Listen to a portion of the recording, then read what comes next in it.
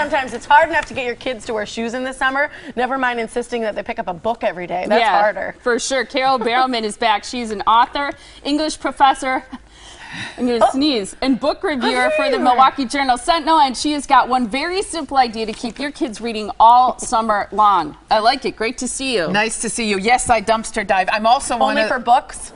No. Bookshelves, right? Yeah. I also put stuff out on the curb because, and then in minutes it can be gone. And I'm always so glad when somebody takes something that, and sometimes they'll come to your door and say, "Are you really giving that away?" And I'm like, "Yeah." Look, but it's great if someone else can use it, right? It's a good feeling. I like that too. I love it too. I love it too. And it's also fun to put out really bizarre stuff and see people stop and look and try to figure out. And you're sitting in the living room with a glass of wine, like, "Oh, look, that's hilarious." Well, like that. There should be a video of like people walking past like you. I'm looking at Taylor Swift. It's not me. Really? Let's be honest. I get confused. It does sort of look like you. Hold it up to your face. You guys just think all blonde. People who aren't blonde think all blondes look alike. That does sort of look like her. Turn it around. Especially that way. That does sort of look like you. There you go. Yeah. Yep, that's her. Definitely. I think you should keep it. If I had curly hair today, just maybe. Yeah. Just maybe. So you had this impressive stack of books. I know. Can you explain this to us? Because this is like 2 weeks worth, this is right? 10 days, actually. I went off to a cabin in the North Woods to finish the next book in a new series that I'm writing. And this is what was waiting for me when I came home. Now, they were all in their envelopes and stuff, so my recycling bin was huge. But when are you supposed to get through all those? How much time? I already read them yesterday. No way. How long are you supposed to take to get through that many books? Well, I won't read all of those. I have to say what I usually do is I spend a few minutes, I look at the cover, I read about the first 10, 15 pages. If it's a debut author, I like to give debut authors an extra push. So I put that aside and I might look at the first 50 or 60 pages of those, but otherwise I put them on a pile and then I invite neighbors and friends and put them in my little free library and take some down to the Mission in Milwaukee, give them away. There you go. That's great. Okay. Never waste a book. No. All right, so you have a list of recommendations starting with Lately Lily, The Adventures of a Traveling Girl. Yes, and I picked picture books because I think we're at a point in summer where it might be really, really hard for parents to get their kids to read. And I don't care how old you are, you should get a picture book every now and then and read them because there's funny adult picture books too. They're really funny adult ones, and even the kids ones allow you to teach your kids visual literacy to make sure that they're thinking and imagining, and they don't necessarily have to have a strong written narrative, but the pictures are strong too. This one has got just a marvelous pictures. What that age is that for? Very vintage. I say any age, but probably that one. 3 or 4 and up. Okay. You know, and you're going to be giving this one away. I'm giving this one away, and they're just wonderful vintage images, sort of cut out. And Lily is a world traveler. She goes on a business trip with her mom. Oh, she to goes Paris. She goes on a business trip with her mom, and she takes Zebra, her little zebra stuffed animal, with her. But isn't that wonderful? And I just think that. You know, I'm always big on pushing siblings, reading to younger siblings, so I think picture books are perfect for that. Okay. And I love this one. Plus, the title is Lately Lily. Super cute. That's adorable. The next one is The Noisy Paint Box. The Noisy Paint Box is part of a series about artists. And maybe you can grab that one, Tiff. And it gives a little biography of the artist, and I think it's wonderful to introduce children to the fact that even famous artists started as regular kids doing regular things. Ooh, and I like these pages. Isn't that gorgeous? As a kid, I liked these because I liked the feel of them, and I liked the way the book kind of cracks when you open it. I think that's fabulous. I think too many people don't realize there's an aesthetic to a book as well. There is. The way it touches and feels. Look at the shine. I loved that as a kid. I always felt like it was such a fancy book then. Yes. Well, this is a very super fancy book because it's a story of Kandinsky, who's a German expressionist.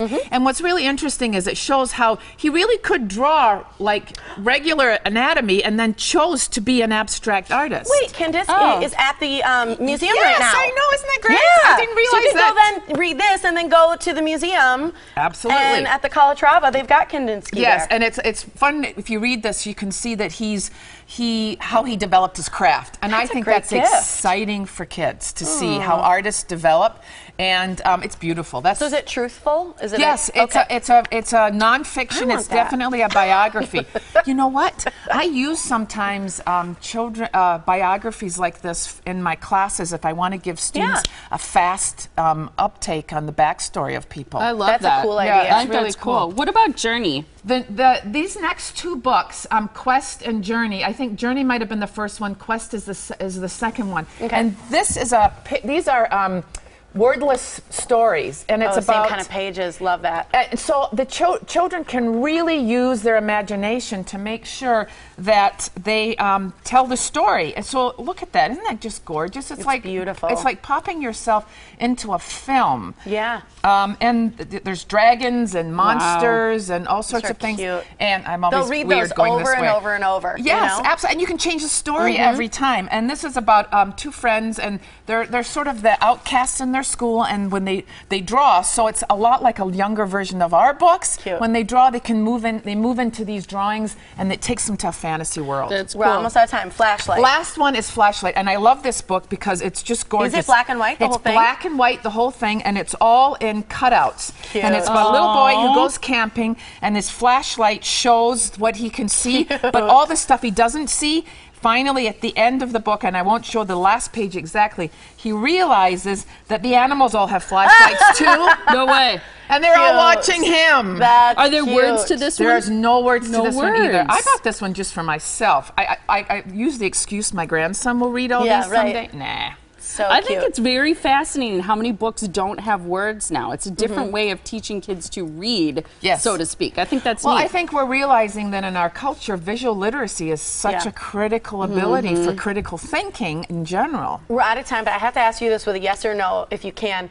Books where you insert your own picture as a child, do you like that or dislike that? I think those are so much fun for grandparents and to give. Yeah, they're never the best written stories, but what kid wouldn't like to see themselves in a book? Okay, I'm that's never good, 'cause against any book. I didn't know how you felt about that with imagination. You know, just not being able to visualize a story without putting yourself in it. It's like constant, like focus. I as think a there's kid. an age in which, like if you're doing it, I'd be worried. Okay, guys. That's what we're talking just about. saying. Yeah, right. All right, so here are your new books, Hollow Earth and Bone Quill. They're actually, what's new is that they're now available In paperback. in paperback. Yeah, and so if you're looking for an older read with your kids this summer, the twins those. put themselves into art, especially if you're into art. Great. Adventure story. It's awesome. People can get in touch with you. I know if they email you, you're great about responding to people. If you have any questions about the books we showed you or anything else about your summer reader mysteries, CaroleBarrowman.com. And you're actually you brought the book Lately Lily to give away. I did. So people call us right now, 414-799-4444. Caller number 7 will win Lately Lily. Always great Thanks, to see you. Carol. Yes, nice Thank to you see so you. much. Yep. We have a